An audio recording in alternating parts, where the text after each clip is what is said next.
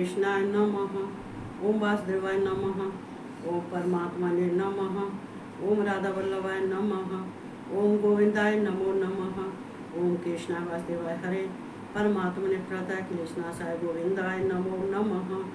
ओम कृष्ण भगवान को coat coat प्रणाम करती हूँ। राधा रानी को मैं कोट कोट प्रणाम करती हूँ और संसार के जितने हैं सबको जय श्री कृष्णा और राधे राधे। तो चलते हैं अपने भगवान की सुविधा हो जाती है। देखो हमेशा भगवान हर एक हम भगवान को ढूंढते, चारों तरफ ढूंढते फिरते हैं।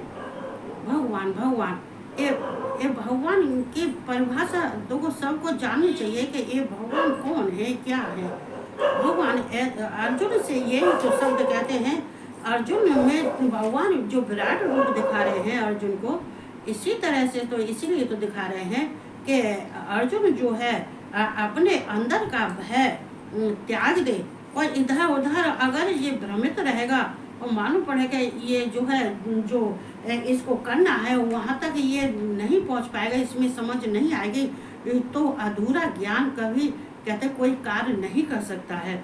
जैसे मान ली जाए कि जो है ये क्या है, ये मृग है, ये मृग क्या है, इसकी नाभि में कस्तूरी है, लेकिन इसको एक कस्तूर ढूंढने के लिए कहाँ इधर उधर घूमता फिरता है और इधर उधर दौड़ लगाता है कि ये कस्तूरी कहाँ से खुशबू आ रही है, कहाँ से खुशबू आ रही है, लेकिन इधर उधर दौड़ता है। ऐसे इंसान भी है, इंसान अपने अंदर झांक के नहीं देखता है, मतलब अपने को वो पहचान नहीं पाया। चूँकि जो जिसको अपने की अपनी पहचान नहीं है, अपने अंदर भगवान को नहीं देखता है, तो बाहर उसको भगवान नहीं मिलते हैं। भगवान कहते हैं, कृष्ण कहते हैं कि कम से कम हर एक इंसान को चाहिए कि अपने अंदर के जो है आत्मा है उसमें साफ और क्लीन करे। जैसे दर्पण साफ होता है वैसे ही अपने विचारों से अपनी आत्मा को शुद्ध पवित्र करे। शुद्ध पवित्र की आत्मा को उसको धोया और मांजा नहीं जाता है कि उसको धो मांज के साबुन से कि उसे दो, नहीं, ये विचारों से, हमारी अच्छी बुद्धि से, अच्छे विचारों से और हमें शुभ कर्मों से, अच्छे कर्मों से हम उनको शुद्ध पवित्र करते हैं। करने के बाद में जो मालूम पड़ता है कि जब हम अपने अंदर झांक के देखते हैं तो भगवान कहाँ है, भगवान तो हमारे अंतर आत्मा में ही बैठे हुए हैं। जो पहचान करनी है, चारों तरफ घूमते फिरते हो, चाहे इधर घूमना उधर घूमना, यहाँ देखना वहाँ देखना वहाँ, वो तो ये घूमना हो गया है, लेकिन भगवान की प्राप्ति नहीं होती है। मेले में भगवान नहीं मिलते हैं, मेले में हम स्वयं खो जाते हैं। भगवान कहाँ मिलते हैं, भगवान एकांत में मिलते हैं, मेले में भगवान नहीं मिलते हैं, ये ध्यान रखना चाहिए। तो इसीलिए यहाँ पे भगवान के इसको कथा को सुनने से अर्जुन को जो ज्ञान भगवान दे रहे हैं, तो ये ज्ञान तो सभी प्राप्त कर सकते हैं, एक अर्जुन को ही थोड़ा ही नहीं है, इनको तो सभी को ज्ञान होना चाहिए। लेकिन कब, जब हमारे अंदर भक्ति आ जाएगी, जब भगवान के प्रति प्रेम हो जाएगा और भगवान के प्रति प्रेम होने की वजह से हमारे अंदर भक्ति आ जाएगी और भक्ति आ जाएगी तो हमारे अंदर की चेतना जागृत हो जाएगी। तो आज भगवान कह रहे हैं अर्जुन से क्या कह रहे हैं, तो ये सब हम सुनते हैं। यथा नदीनां वैभव अम्बुवेगा समुद्रमेवाभिमुखा द्रवन्त तथा तवावीम नरलोकवीरा विसंत भक्तान्य विभज्वलन्त। देखो भगवान ने, देखो ये उपमा किसकी दी है, नदियों की उपमा दी है। देखो कितना अच्छा, अभी में जो शब्द कह रही थी, जो अभी में शब्द कह रही थी वो ही इसमें जो है श्लोक में वही आता है। ये भगवान अर्जुन से कह, जैसे नदियों के बहुत से जल के प्रभाव स्वाभाविक ही समुद्र के ही सम्मुख दौड़ते हैं, मतलब नदियों के बहाव के बहुत से जल के प्रभाव। देखो नदियों के अंदर क्या है, ये मनुष्य और नदियों को इनका स्वभाव से एक ही अर्थ है। जैसे मान लो नदियाँ हैं, नदियाँ अपने तेज बहाव से जाती हैं, चाहे तेज बहाव से जाएं चाहे धीरे धीरे जाएं, लेकिन जाने के बाद में उनको मालूम है कि हमें जाके समुद्र में ही मिलना है। तो वो समुद्र में मिलने के लिए ना ही वो अपना रूप देखती हैं, ना ही रंग देती हैं, न नाम देखती हैं, क्या ये गोदावरी है, क्या ये स्वर्णगंगा है, क्या ये जो है यमुना है, कि ये सरस्वती हैं, ये मतलब जितनी नदियां हैं, इन नदियों को जो है अपना नाम और रूप रंग कुछ भी मालूम नहीं है। इनको ये भी मालूम नहीं है कि हमको जो है ये हमारा जल अच्छा है कि साफ है कि ये गंदा है, ये सब कुछ उन्हें नहीं मालूम है। उन्हें केवल एक ही बात मालूम है कि हमें बहते रहना है, बहते रहना है, बहते रहना है। और बहते बहते हमें जाके हमारा स्थान कहाँ है?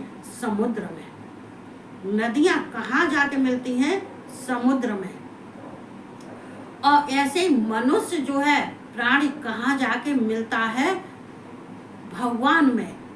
कहाँ? ये भगवान से मिलने के लिए वो इतनी कोशिश करता है, मेहनत करता है, भागता है, दौड़ता है या अध्ययन करता है, भगवान से प्रेम करता है, मतलब परिश्रम करता रहता है, मेहनत करता रहता है, मेहनत करता रहता है। उसमें के दिमाग में ये कभी नहीं आता है कि मुझे संसार में ही बस के रहना है। उसे मालूम है मुझे भगवान से मिलना है, मुझे कृष्ण से मिलना है, किसी हालत में मिलूं मुझे कृष्ण से मिलना है। कृष्ण से मिलने के लिए या प्रेम करने के लिए और मुक्ति पाने के लिए, और वो इतनी मेहनत और परिश्रम करता है, उनका नाम जप करता है, उनके स्वभाव ऐश्वर्यों को, उनके गुणों को, प्रभाव को सबको अपने ध्यान में रखते हुए और उनका जो है उनसे प्रेम करता है और तत्व से जानता है। और जानने के बाद उससे मालूम है कि मुझे कहाँ जाना है, मुझे कृष्ण के पास में जाना है। वो अंत में मुझे जाके कहीं जहाँ कुछ भी मैं कर लूँ, लेकिन अंत में मुझे जाना कृष्ण के पास ही है। तो कृष्ण के पास जाने के लिए जैसे नदियाँ अपनी कोशिश करती रहती हैं, न दिन देखती हैं, न रात देखती हैं, न धूप देखती हैं, न गर्मी देखती हैं, न बारिश देखती हैं, वो अपने चला चल लगी जाती है। ऐसे मनुष्य को भी यही कार्य करना चाहिए। तो भगवान ने जैसे जल के प्रभाव स्वभाव, वो नदियों का ये स्वभाव है, ये मनुष्य का भी स्वभाव है। वैसे ये जो नदियों का स्वभाव है, वैसे ही मनुष्य का स्वभाव है। तो ये स्वभाव के ही समुद्र के ही सम्मुख दौड़ती हैं, ये अपने स्वभाव बस ही समुद्र की तरफ दौड़ती हैं, चूँकि इनका स्थान वही है और कहीं स्थान नहीं। जैसे मनुष्य का स्थान ये भगवान अर्जुन कृष्ण के पास में है, ऐसे ही नदियों का है। अर्थात समुद्र में प्रवेश करते हैं, वैसे ही वे नरलोक के वीर भी आपके प्रज्वलित मुखों में प्रवेश कर रहे हैं। हे कृष्ण, कहते हैं हे कृष्ण, जिस तरह से वे नदियां जो है समुद्र में प्रवेश करती हैं, वैसे ही तथा तवावी नरलोक वीरा, जो कहते हैं कि नरलोक वीरा जिनको नरक में जाना चाहिए वो तो है नहीं है, वो सब आपके मुख में दौड़ के जा रहे थे, आपके मुख में दौड़ के जा रहे।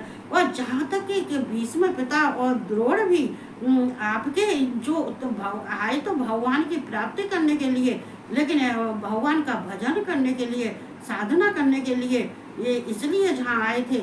और मालूम पड़ा है कि आपके विराट स्वरूप में ये वहाँ पर भाग के जा रहे हैं, वो दौड़ के वहीं जा रहे हैं, उधर ही जा रहे हैं सब जो है। लेकिन यहाँ इन्होंने कुछ भी नहीं कर पाया, चूँकि और सब की तो छोड़ो, द्रोण और भीष्म पिता और जितने आदि हैं जे हैं, इन सब को भी अर्जुन को बहुत ताज्जुब हो रहा है। और भगवान कृष्ण से इस बात को कहते हैं, अर्थात वे भी नरलोक के वीर।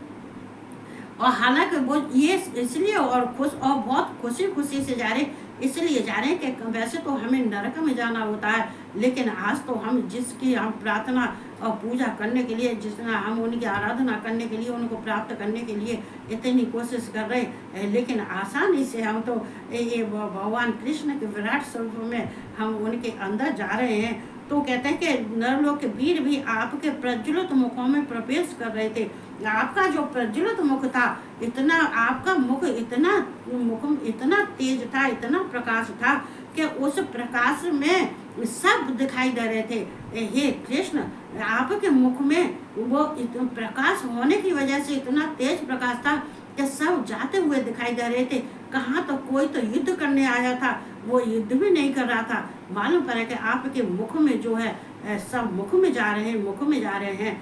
तो उन्होंने ये भगवान कृष्ण से अर्जुन जब कहते हैं तो कृष्ण अर्जुन को जो है बहुत प्रेम करते हैं, इसलिए सब कुछ दिखा रहे हैं। और दिखाने के बाद में इनको जो विश्वास दिलाने के बाद में कि अर्जुन जो तुम करने जा रहे हो वो तो हम कर चुके हैं, वो तो हमने सब कर दिया। और अगर स्वरूप में हमें देखना चाहते हो कि हमारा स्वरूप क्या है, चूँकि अभी तक तो हम तुम्हारे मित्र और प्रेम बन के रहते हैं, साधारण मनुष्य लोक में रहते, साधारण मनुष्य के रूप में रहते हैं, लेकिन हम कौन हैं ये सब भगवान कृष्ण अर्जुन को दिखा रहे हैं। वो अर्जुन देख रहे हैं, बड़ा प्रेम से देख रहे हैं, लेकिन चूँकि उनके अंदर प्रकाश ही इतना हो रहा है तो उस प्रकाश में सब कुछ दिखाई दे रहा है। तो यहाँ पर भगवान कृष्ण जो अर्जुन के लिए कर रहे हैं वो हमें भी, चूँकि देखो या महाभारत के युद्ध के लिए क्या ये युद्ध कोई आसान नहीं है,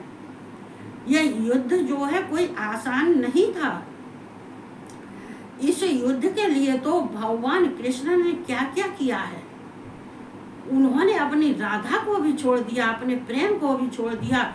ऐसे कहते हैं कि ये धर्म की स्थापना के लिए और दुष्टों को मारने के लिए, क्योंकि जब तक पृथ्वी पर दुष्ट रहते हैं तब तक पृथ्वी का नाश हो जाता है और उसमें अत्याचार होते रहते हैं। इसलिए भगवान को यही कार्य करने के लिए आए थे और आके अपना कार्य करके और चले गए। लेकिन अभी कहाँ चले गए, अभी तो यहाँ अर्जुन के साथ में लौटना। लेकिन अर्जुन भी जो है भगवान कृष्ण से अब ज़्यादा ही प्रेम करने लगे। अब उनके अंदर ज़्यादा ही भगवान कृष्ण के प्रति जो उच्च पद प्राप्त करने के लिए उन्हें भी जो है भगवान में तन मन से लग गए हैं और प्रणाम भी करते हैं। कहते हैं अब पूजनीय हो तुम, अब मित्र तो बाद में हो, पहले आप पूजनीय हैं।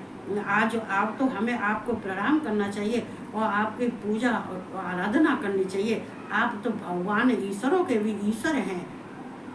तो हम कब जानते हैं, जब भगवान के अंदर हम तन मन से रुकते, जब भगवान को हम पाने के लिए सारी कोशिशों को जो है सारी हदों को पार कर देते हैं, अपना सुख और दुख कुछ भी नहीं देखते हैं। अगर भगवान को पाना है तो पहले तो ब्रह्मचर्य व्रत का पालन जो कर लेता है उसके लिए भगवान जो है हर समय खड़े दिखाई देते हैं।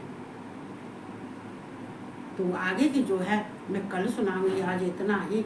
बस सबको जय श्री कृष्णा, राधे राधे और सबको गुड नाइट।